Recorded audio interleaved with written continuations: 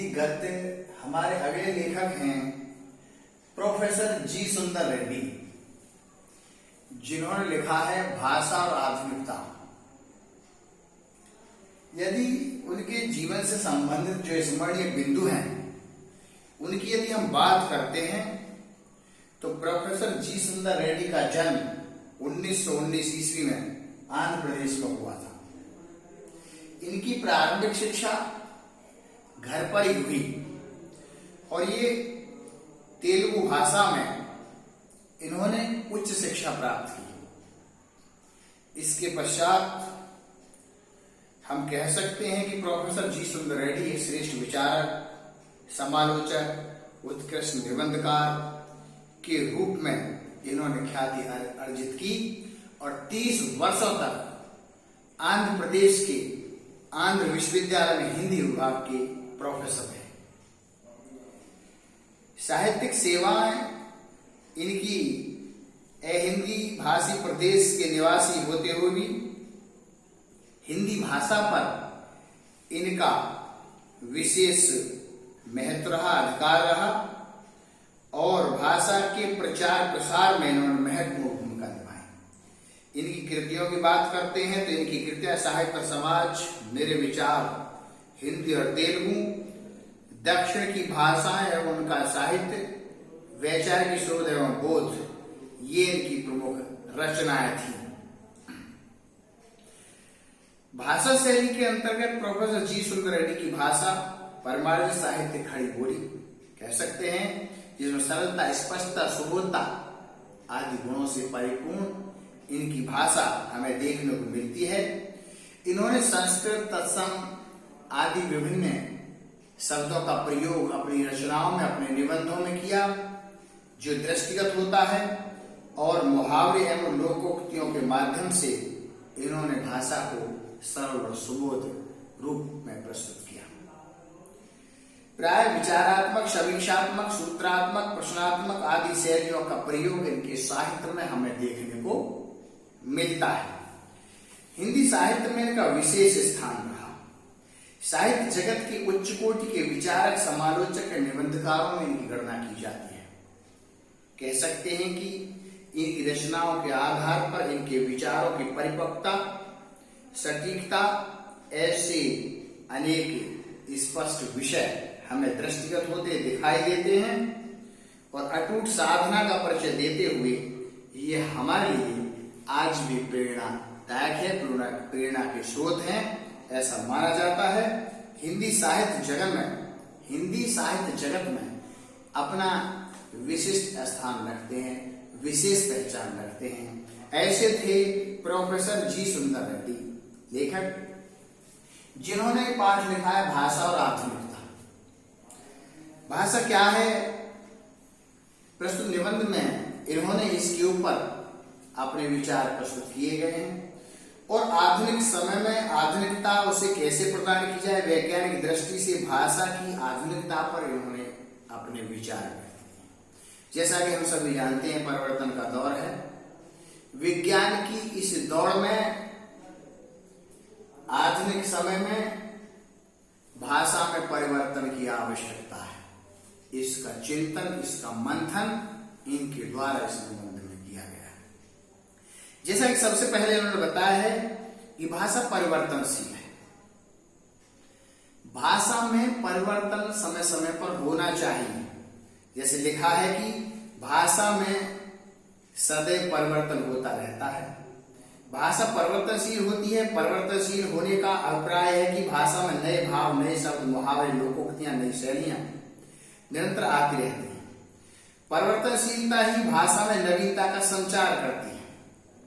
जब नवीनता का संचार करती है तो उस भाषा में सुंदरता, सजगता, सजीवता प्राप्त होती है, अर्थात समय समय पर प्राप्त होती रहती है। भाषा समृद्ध तभी होती है जब उसमें नवीनता, आधुनिकता और नूतनता उसको प्राप्त होती है। अर्थात हम कह सकते हैं कि उसका पर्याप्त समावेश यदि होता है तभी वो भाषा नूतन कहलाती है, श्रेष्ठ मानी जाती है, समृद्ध होती है और जो कूप मंडूकता भाषा के लिए विनाशकारी सिद्ध होती है उसका समाप्त होना आवश्यक है, वो दूर होनी चाहिए, ऐसा लेखक का जी सुंदर रेड्डी साहब का मानना है। उन्होंने भाषा जिस दिन स्थिर हो गई उस दिन से उसमें क्षय आरंभ हो जाता है, वो उन्होंने माना है, ऐसे विचार व्यक्त किए। स्थिरता नहीं, परिवर्तन चाहिए, नवीनता चाहिए, नूतनता चाहिए, सजगता चाहिए, ऐसे दृष्टिगत अनेक उदाहरण उन्होंने दिए हैं। आगे माना है कि संस्कृति का अभिन्न अंग एक भाषा है, भाषा के द्वारा ही संस्कृति का विकास होता है। बिना अपनी सभ्यता और संस्कृति के द्वारा इसके द्वारा कोई भी भाषा आगे, इसके बिना कोई भाषा आगे नहीं बढ़ सकती, ऐसा इनका मानना है। जैसा कि लिखा है कि भाषा संस्कृति का अभिन्न अंग है, संस्कृति का संबंध परंपरा से होने पर भी यह गतिशील और परिवर्तनशील होती है, इसमें उसकी गति का सामान्य विज्ञान की प्रगति है।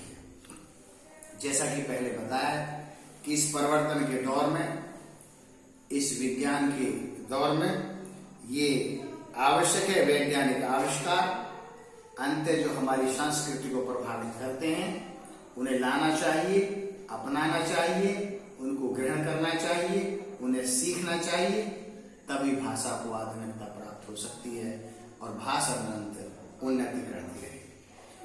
नित्य होने वाले नए नए वैज्ञानिक जो आविष्कार है, उन्होंने कहा कि वैज्ञानिक आविष्कारों के फलस्वरूप जो नई सांस्कृतिक हलचल उत्पन्न होती है, शाब्द को देने के लिए भाषा में परिवर्तन आवश्यक हो जाता है, तभी भाषा में परिवर्तन आवश्यक है। ये सब विज्ञान की देन, विज्ञान के द्वारा उन्नति, नए नए प्रयोग, सटीक धारणा जो हमारे सामने स्थापित होती हैं, उनके द्वारा इस भाषा में परिवर्तन आवश्यक है, जो होता रहता है। भाषा का परंपरागत प्रयोग उसे अभिव्यक्त करने में पर्याप्त सक्षम बिना विज्ञान के हम नहीं हो सकते।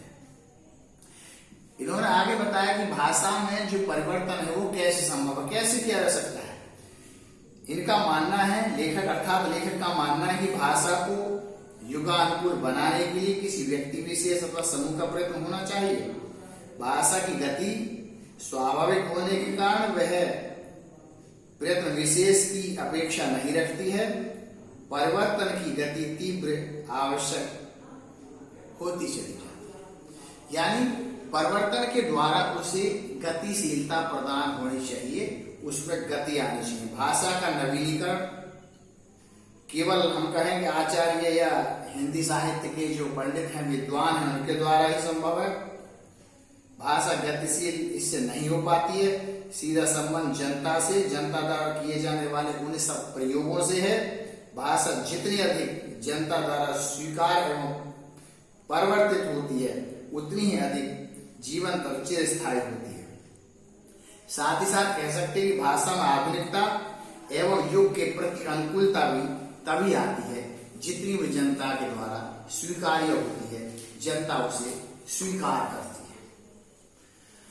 तो परिवर्तन के इस दौर में इस भाषा की आधुनिकता, उसमें परिवर्तन आवश्यक है, ऐसा इनका मानना है। जैसे पहले बताया कि रमणीयता, नित्य नूतनता एक दूसरे पर आश्रित है। रमणीयता के अभाव में नूतनता के लिए कोई स्थान नहीं, यानी रमणीयता तभी हो सकती है जबकि उसमें नूतनता हो, नवीनता हो। तो ये परिवर्तन के दौर में आवश्यक है। जनता में समाज के द्वारा स्वीकार तभी होती है कि पुरानी जो मान्यताएं हैं उन सबको छोड़ करके भाषा समूची युग चेतना की जो अभिव्यक्ति है, सशक्त माध्यम हो। ऐसी सशक्तता तभी अर्जित हो सकती है जब युगों के अनुकूल वो ग्रहण की जाए। जैसे बताया जाए कि जितनी आने वाली पीढ़ी, आने वाले समय में लोगों के द्वारा ग्रहण होगी, ग्रहणीय होगी, तभी इसको स्वीकार किया जाता है। तो जैसे ये अवतरण दिए हुए हैं, कोई भी अवतरण है, परीक्षा की दृष्टि से यदि हम देखते हैं कि अवतरण होता है और उस अवतरण में इसके प्रश्नों के उत्तर हमें देने के लिए, छांटने के लिए आते हैं। मान लीजिए यही पैराग्राफ पढ़ा के, जैसे अभी रमणीयता ने नूतनता अन्योन्य आश्रित है, रमणीयता के अभाव में कोई भी चीज मान नहीं होती। नित्य नूतनता किसी भी सृजक की मौलिक उपलब्धि की प्रमाणिकता सूचित करती है। इसकी अनुपस्थिति में कोई भी चीज वस्तु जनता व समाज के द्वारा स्वीकार्य नहीं होती। जैसे कि पुरानी रीति, शैली, परंपरा, लीक पर चलने वाली भाषा में जन चेतना को गति देने प्राय असमर्थ हो जाती है। भाषा समझी युग चेतना के अभिव्यक्ति का एक सशक्त माध्यम है, और जब वह अपने युगानुकूल सही मुहावरों को ग्रहण कर सके। तो लिखा रहता है, लिखा हुआ है जैसे गद्यांश को पढ़ करके प्रश्नों का उत्तर दीजिए। जैसे लिख दिया कि लेखक के अनुसार किसके अभाव में कोई भी वस्तु महत्वपूर्ण नहीं होती, तो हम कह सकते हैं कि जैसे बताया कि लेखक के अनुसार किसके अभाव में महत्वपूर्ण नहीं हो सकती, यानी उसमें मौलिकता को मान्यता नहीं दी जाए। यानी मौलिकता की जो अभिव्यक्ति है, यदि वो नहीं होती है, कोई वस्तु है सुंदर होगी, नवीन भी होगी, उसमें सुंदरता भी रहेगी, हम कह सकते हैं मौलिकता की मान्यता मिलेगी। यानी मौलिकता होनी चाहिए, उसमें जो अच्छाई है, श्रेष्ठता है, जो असलियत है वो होना चाहिए। इसके अभाव में कोई भी वस्तु महत्वपूर्ण नहीं हो सकती।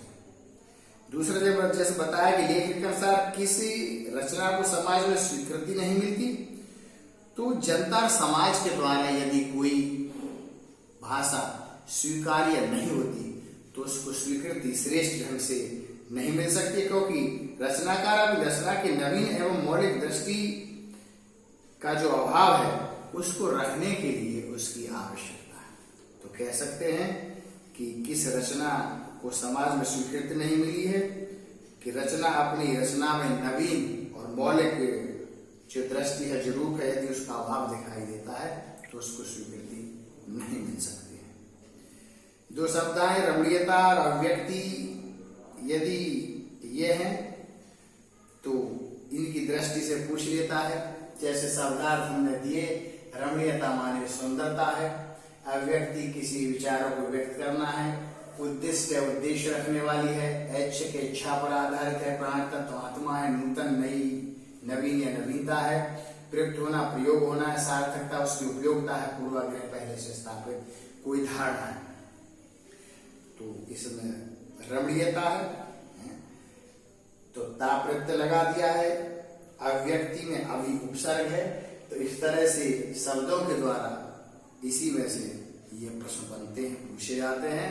इनका हम ध्यान रखेंगे, परीक्षा की दृष्टि से महत्वपूर्ण है। इनको अपनी अभ्यास पुस्तिका में लिख करके स्मरण में लाएंगे, याद रखेंगे।